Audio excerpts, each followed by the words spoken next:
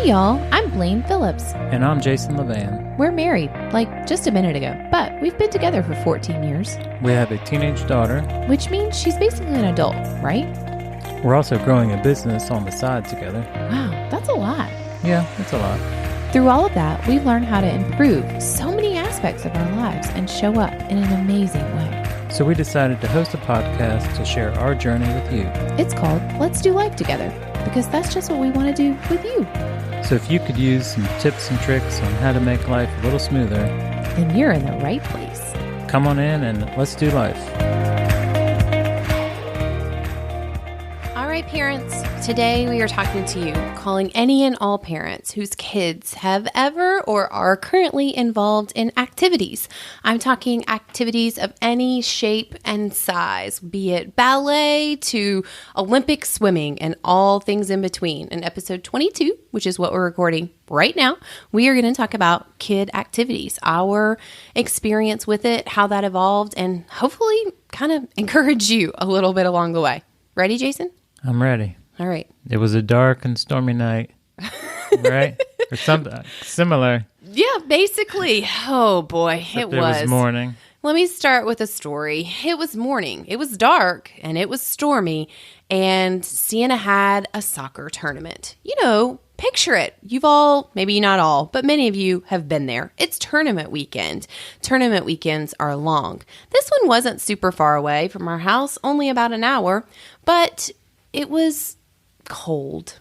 So very cold. P.S. Why is it always like 10 degrees colder on the soccer field versus when you step out of your door at home? Like, I step out, I feel reasonably prepared. I get there and it's like the Arctic tundra. I'm not even prepared at all.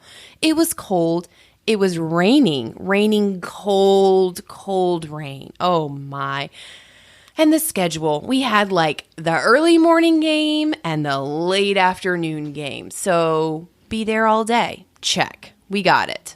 Every spring tournament, when they actually call it something about spring. Lies and deception. Right.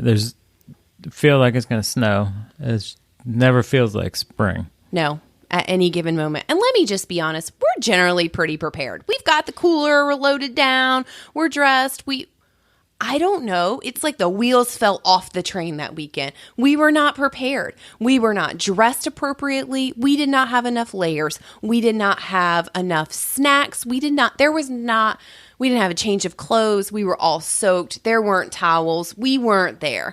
And we were in for the long haul on day one.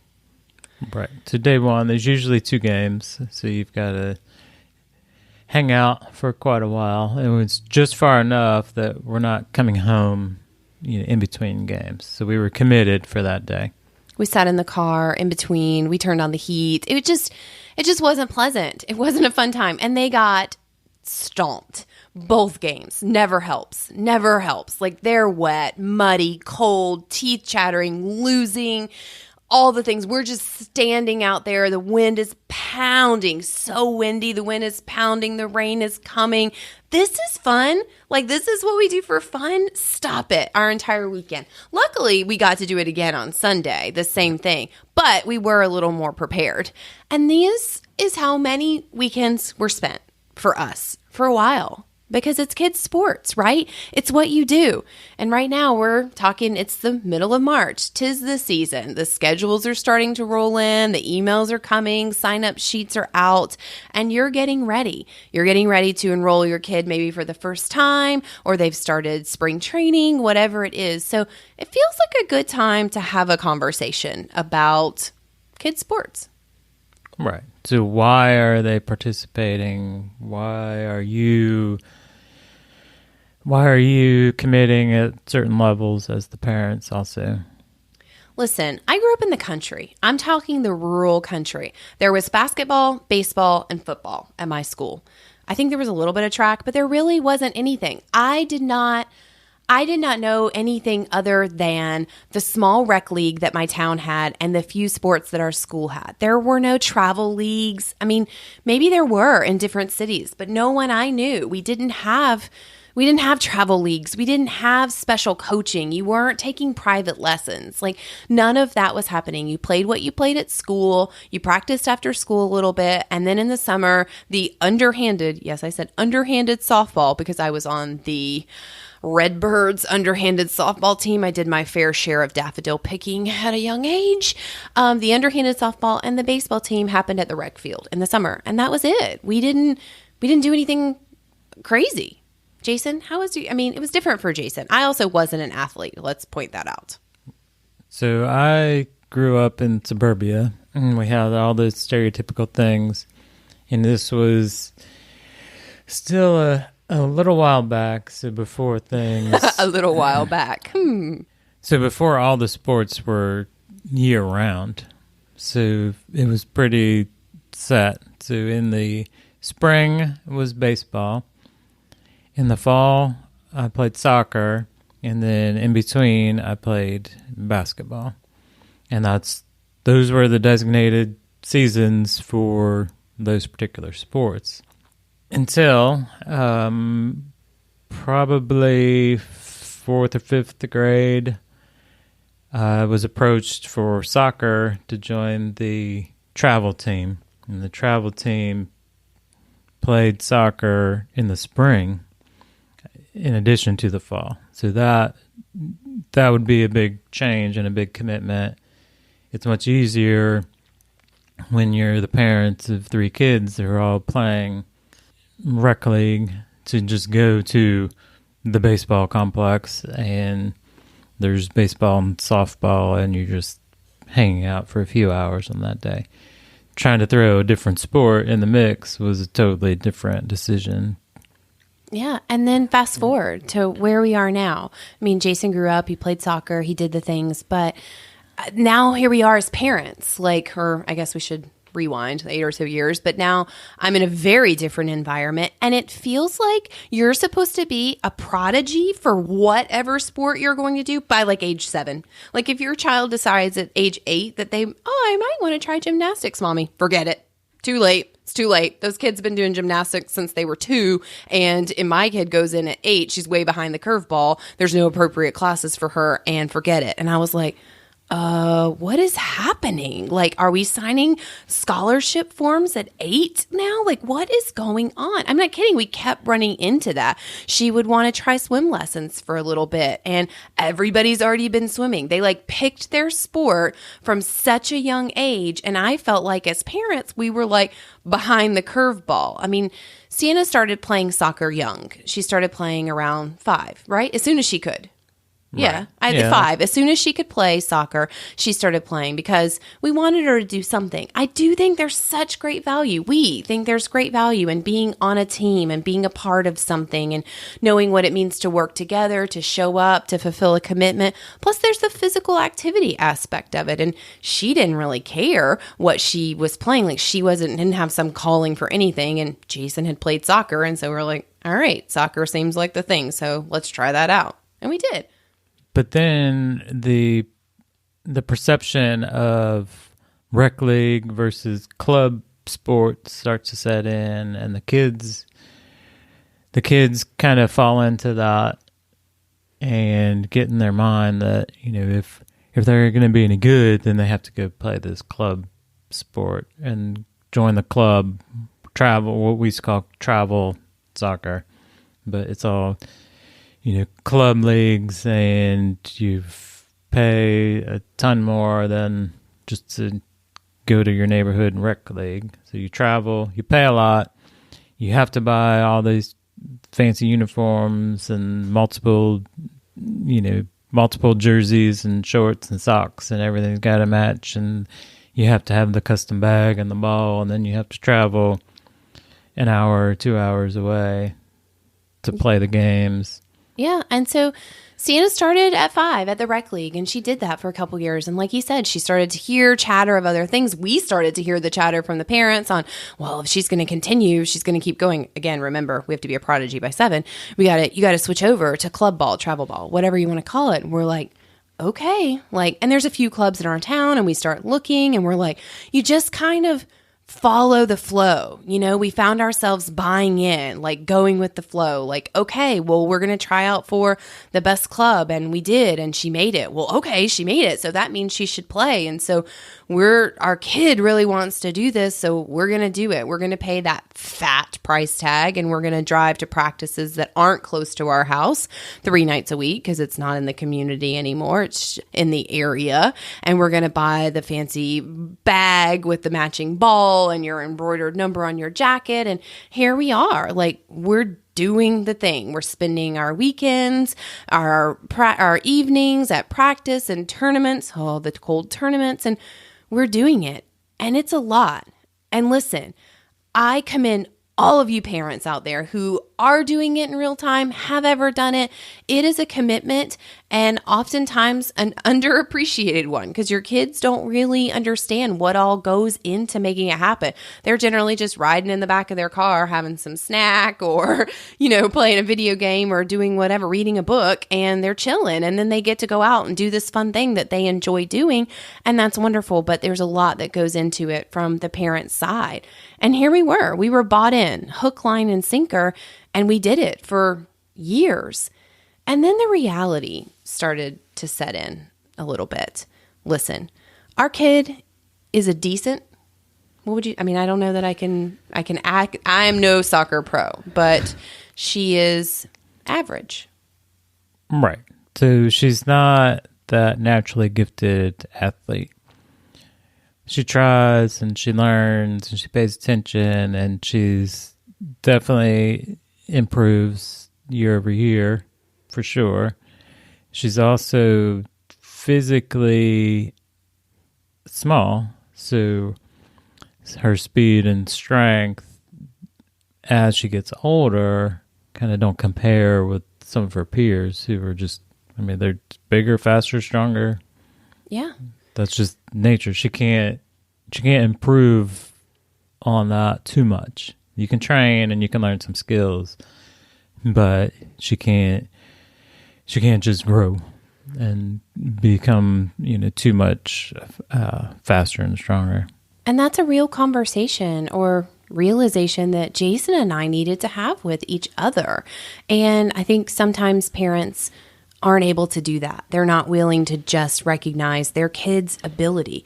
She loved soccer. She loves soccer. And she enjoyed going out and playing, but she was not at the level of what we were doing. Like, she just wasn't. She was not at the level of the cost, the time, the sacrifice to our family. Our family time was being impacted, and she wasn't there. And that started to weigh on all of us, I think. Well, at the same time, we were transitioning to more of our entrepreneur lifestyle. So that was a factor as well. And that's kind of what helped spark the conversations of, okay, what are we getting out of this particular league or this sport or what have you, starting the conversation that way. And, what do you really like do you like soccer? What do you like about it? Well, once you break it down, it's, all right, these are the benefits or the joys for her for soccer. Okay, well, then that opens up some different options. And just showing her that, she likes to play soccer. That's what she said. I want to play soccer, and I want to play on an all-girls team, and I like the exercise, and it's fun. And okay, great. These things that you're saying, these requirements, can be met in many ways. Right, because she's also not super competitive. Right. So, okay, if she was super competitive, natural athlete, and she was on track to get a scholarship, okay, well, then that would be a totally different decision than what she came up with for, why she wants to keep playing soccer. Right, exactly. Had she given us different reasons, the conversation would have gone down a different road. But her reasons were she likes the girls, she likes the team, she likes practices a couple of nights a week, and she just wants to play soccer. Great. That's great. We support that, but that doesn't have to look like going down this rabbit hole because club sports is the right thing, because that's what you're supposed to do. Because we had gotten to a place where it was not very fun for anyone anymore. We're sacrificing a lot, all of us as a family, and the payout wasn't equal to what we were doing. I guess what we were getting back was not what we were getting in. But we take into account, okay, those things for her, but we're the parents. It's not, that doesn't mean, okay, that's what we have to go by, just to check off these boxes for her. It's still, as the parents, we have to incorporate into what's best for the family overall. Yeah. So it's not, Tina doesn't dictate what she's going to do and not do. Exactly. She's You're the parent. We weigh all those factors, but combined with, all right, the time commitment, now we're going to start factoring in our approach and how that's going to look. So where are the games? How frequent are the practices? Where are the practices? What's the distance? What's the commitment from us that we're going to take away? Well, not take away, but that's time that we're not going to have to grow our businesses. And it's just a factor and it's a real life situation that we have to account for. Exactly. If we're spending X amount of money on club travel soccer, well, how is that going to impact other things? What are we not able to do? Like, how is the budgeting going? What time are we missing apart because, one parent and the kid is here versus they're there, and just really factoring it in. We've heard from her, and now we've thought about, okay, this is what we're doing. This is where our time is going, and something needed to change. And so we had the decision as a family that we would start to explore other options. Like, what are the other options in our area that can fulfill all of our boxes, our priorities, get our priorities in line for our family, and then let's start looking at those.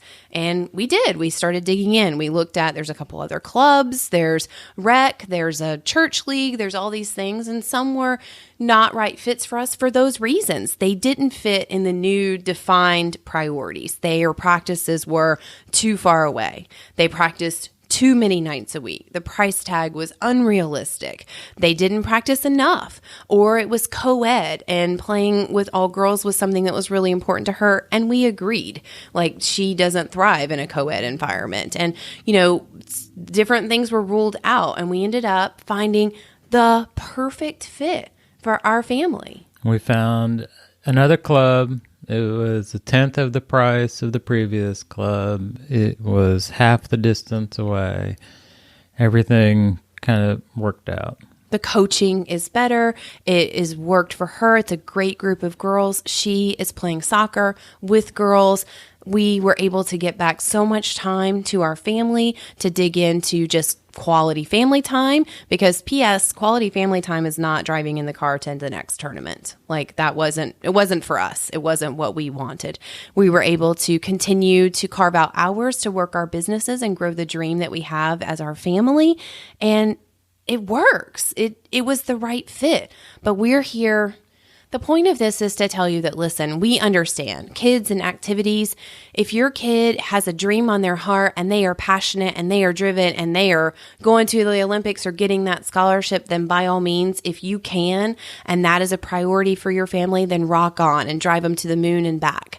I will drive Sienna to the moon and back for whatever it is. But you really have to evaluate their passion, where they're going, get real with how does it align? Because we fell down the rabbit hole of what everyone else was doing and keeping up with the Joneses. She did as much as we did, and maybe she did and we allowed it to go, or we did and she followed us.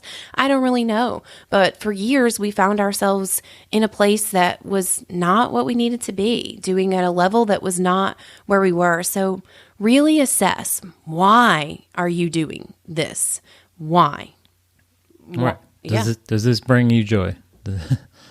Does this bring everybody joy, certain people joy? It's fun. You can fit it in to your lifestyle. And it doesn't always have to be a total family commitment either. So we'll take turns, going to soccer games if that's what we need to do. It all comes back to priorities, I think. So if family time is a priority, if health and fitness is a priority, understanding what those are for you and your family. Right. What does your kid want? Are you sure you understand what they really want? Because when we dug in, Sienna just wanted to play soccer with some girls. It didn't really matter what color jersey she wore or if she played club. She had bought into that because she thought everyone else did. So what does your kid really want? Are you pushing them to do something because you're living out your own thing? Right. I want her to be good and be competitive and want to score and want to do all these things and be upset if they lose, and that's just not her personality. Yeah. So have that conversation. Right. Understand what those things are that they enjoy about that particular thing or that they don't. What does your child want? Make sure that it's what they want and their why and their motivation, not what you're doing. And then, like Jason said, how are these choices impacting your family? What are your priorities for your family? If your priority is ends of the earth so my kid can be a pro baseball player, then girlfriend, go, do you. That's awesome. But if your priorities are pouring in and having family time and having a healthy family and financial balance or peace or whatever they are, then maybe going down that rabbit hole isn't going to get you there. Those endless trips to the drive-thru are burning through your health and your finances as you have no time to cook dinner because every night is some kind of late night practice. Figure out what your priorities were and make sure that your choices for their activities are aligning with your family's priorities, not with the Joneses or the neighbors across the street. And it's the same conversation regardless of the activity. It doesn't have to be sports. And we were talking about sports here. It could be chess club or drama or dance or any and all activities, band. Everything comes with some time commitment, some cost, some impact to the rest of the family. And if you have more than one kid that you're scheduling activities for, everything has to factor in. And if you have those conversations, okay, it's, all right, Jimmy, this season is, we have to be fair to your siblings, and sorry, you can't do the play this season. Yeah, that's life. That's life, and they need to understand that. So as the spring rolls in and all the signups and all the things start to happen, we just hope that this will encourage you to stop. Just stop for a few minutes and really understand what is best for you, your child, your family. Before you fill up your calendar and sign up for the concession stand, you know why you're doing it and it's the right choice. And I guarantee you'll have a lot more fun when you're doing it. And don't assume that, okay, Tyler plays baseball, so it's baseball sign up, so we're going to sign Tyler up for baseball. Maybe ask Tyler, hey, Tyler, do you want to sign up for baseball again? Yeah, it's true. Tyler might not want to. He'll probably say yes, but give him the option to say no. Exactly. It's a great point. Every time the signups roll around now, we have a conversation. Sienna, sign up, email came out. Is this still something you want to pursue? Because we all change our minds. I change mine. They can change theirs too. It's okay. It's okay to try something new. It's okay to move on. For us, it's not okay to move on or try something new in the middle of the season. Whatever you sign up for and you commit to, you must see it through to the end. But if you never want to do it again past that, cool beans, girlfriend. On to the next. All right, you guys, I hope this was helpful. If it was, tell us. Find us over on social media. Go give us a review. Let us know what you think. We are getting ready for next month's topic. So tell us, what do you want to hear about? What issues are pressing in your family that you would like to know if we can help you out with? We are always looking for those reviews and feedback. So until next time.